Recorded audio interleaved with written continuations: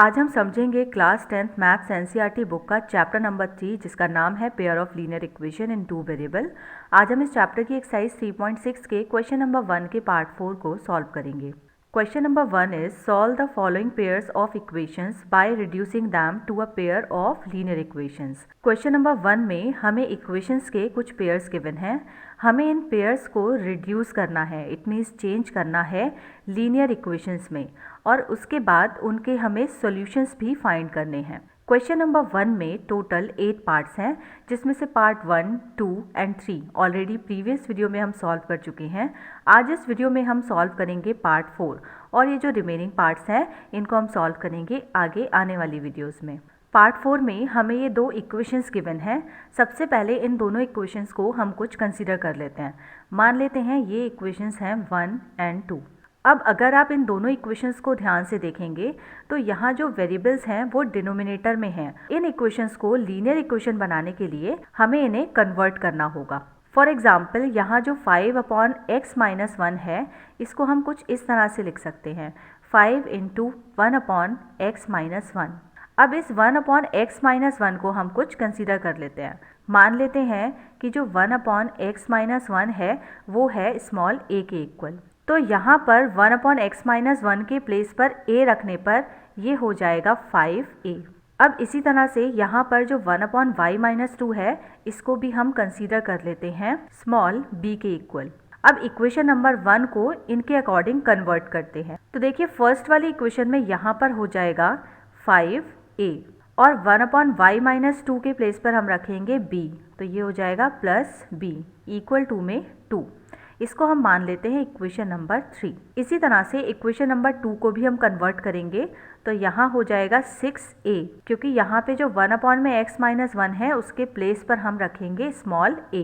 इसी तरह से इस जगह पर हो जाएगा 3b, क्योंकि 3/y-2 को हम लिख सकते हैं 3 × 1/y-2। अब क्योंकि 1/y-2 को हमने कंसीडर किया है b के इक्वल तो यहाँ पर हो जाएगा 3b, तो इसलिए हमने यहाँ पर 3b पुट किया है।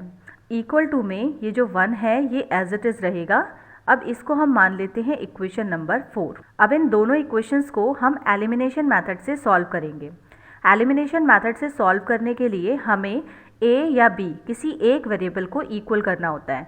इसके लिए सपोज हमें b वेरिएबल इक्वल करना है तो हम इक्वेशन नंबर 3 में अगर मल्टीप्लाई कर दें 3 से तो देखिए यहाँ पर हो जाएगा 3b, और जो नीचे वाली इक्वेशन है इसमें ऑलरेडी 3b है। इट मीन्स इन दोनों इक्वेशन को हम इजीली एलिमिनेट कर पाएंगे। अब इन दोनों इक्वेशन को सॉल्व करने के लिए हमें लिखना होगा बाय एलिमिनेशन मेथड। फिर हम लिखेंगे मल्टीप्लाई इक्वेशन 3 बाय 3। अब क्योंकि इक्वेशन 3 को हमें 3 से मल्टीप्लाई करना है तो हम इक्वेशन 3 फिर से लिखते हैं, 5a + b = 2। इसकी मल्टीप्लाई हमें 3 से करनी है तो हम यहाँ 3 लिख देते हैं। मल्टीप्लाई करने पर हमें मिलेगा 15a + 3b = 6। इसको हम मान लेते हैं इक्वेशन नंबर 5। अब इक्वेशन नंबर 5 और इक्वेशन नंबर 4 को हम करेंगे ऐड, क्योंकि जो इक्वल वेरिएबल हैं यहाँ पर उनके साइन आपको दिख रहा होगा अपोजिट है। यहाँ पे 3b है प्लस का और यहाँ है 3b माइनस का। जब भी अपोजिट साइन होते हैं तो हमें इक्वेशंस को ऐड करना होता है। तो हम लिखेंगे एडिंग इक्वेशन 4 एंड 5। इक्वेशन 4 और 5 को हम फिर से लिख लेते हैं। इक्वेशन 4 है 6a - 3b = 1 और इक्वेशन 5 है 15a + 3b = 6। जब भी हमें इक्वेशन को ऐड करना होता है तो जो नीचे वाली इक्वेशन होती है उसके साइन हम कन्वर्ट नहीं करते हैं, यानी कि उनके साइन को एज इट इज़ रखना है। देखिए यहाँ पर 15a प्लस का है तो हम प्लस ही रहने देंगे, 3b यहाँ पर प्लस का है ये प्लस ही रहेगा, 6 भी प्लस का है तो यहाँ भी प्लस ही रहेगा। अब देखिए -3b से ये प्लस का 3b हम कैंसिल कर देंगे। 6a और 15a को हम ऐड करेंगे तो मिलेगा 21a इक्वल टू में 6 और 1 को ऐड करने पे मिलेगा 7 से a = हो जाएगा 7/21 और इसको सॉल्व करने पे हमें मिलेगा 1/3। तो इस तरह से a की वैल्यू हमारे पास आ गई 1/3। इसके लिए हम इक्वेशन 3, 4 या 5 किसी का भी यूज़ कर सकते हैं।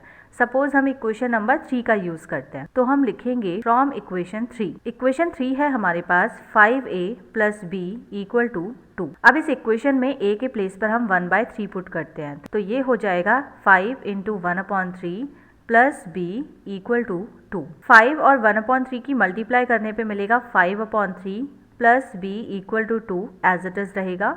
अब b की वैल्यू निकालने के लिए हम इस 5/3 को ले जाएंगे राइट हैंड साइड में, फिर हम लेंगे यहाँ पर एलसीएम। तो देखिए 3 और 1 का एलसीएम लेने पर हमें 3 ही मिलेगा। अब हम 2 और 3 की करेंगे क्रॉस मल्टीप्लाई, तो यहाँ हो जाएगा 6 और 5 और 1 की मल्टीप्लाई करने पे हमें मिलेगा 5। को सिंप्लीफाई करने पे हमें मिल जाएगा 1/3। तो ये आ गई स्मॉल b की वैल्यू। बट हमने स्टार्टिंग में कंसीडर किया था कि 1/x माइनस 1 स्मॉल a के इक्वल है और स्मॉल a की वैल्यू हमने अभी निकाली है 1/3। तो यहाँ हम पुट कर देंगे 1/3। तो इससे 1/x माइनस 1 इक्वल हो जाएगा 1/3 के। अब हम इनकी करेंगे क्रॉस मल्टीप्लाई, इस 3 की मल्टीप्लाई करेंगे इस 1 से और x माइनस 1 की मल्टीप्लाई करेंगे इस वाले 1 से। तो देखिए यहाँ हो जाएगा 3 1 सा 3 इक्वल टू में x माइनस 1 की 1 से मल्टीप्लाई करने पे मिलेगा x माइनस 1। अब इस 1 को हम ले जाते हैं लेफ्ट हैंड साइड में, तो यहाँ हो जाएगा 3 प्लस 1 इक्वल टू में x। इससे x की वैल्यू आ जाएगी 4। अब इसी तरह से हमने कंसीडर किया था कि जो 1/y माइनस 2 है वो है स्मॉल b के इक्वल और स्मॉल b की वैल्यू हमने फाइंड की थी 1/3। तो यहाँ हम लिखेंगे 1/3। अब इससे 1/y माइनस 2 इक्वल हो जाएगा 1/3 के। अब यहाँ पर भी हम करेंगे क्रॉस मल्टीप्लाई, इस 3 की मल्टीप्लाई इस 1 से करेंगे और इस y माइनस 2 की मल्टीप्लाई करेंगे इस वाले 1 से। तो ये हो जाएगा 3 1 सा 3 इक्वल टू में y माइनस 2। अब इस 2 को हम ले जाएंगे लेफ्ट हैंड साइड में, तो ये हो जाएगा 3 प्लस 2 इक्वल टू में y। तो y इज इक्वल टू इससे हमें मिलेगा 5। सो इस तरह से x इज इक्वल टू 4 और y इज इक्वल टू आ गया है 5 और यही हैं हमारे फाइनल आंसर्स।